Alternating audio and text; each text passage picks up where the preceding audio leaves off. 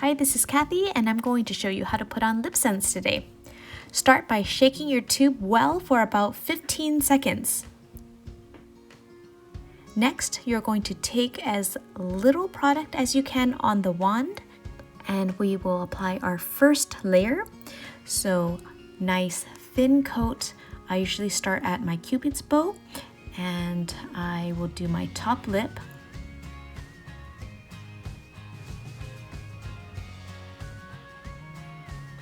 Then you can start on your bottom lip and work on the first layer as well. Then you want to let your LipSense dry thoroughly. Now we'll apply our second layer and we'll repeat the same steps. So the second layer protects your first layer from being broken down by the saliva. You want to make sure that you are applying to your waterline as well, because that's where your food and your drink will break down the LipSense color the most. Now we'll let our second layer dry, and we'll apply our third layer.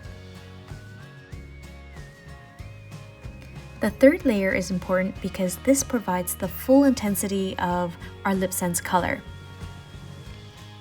By applying 3 layers, this will protect your LipSense color. This layer is broken down the most by eating and drinking during the day, or even when you're talking because you're rubbing your lips. After this layer dries, we will complete our last step, which is applying our glossy gloss. LipSense is a 2-step process.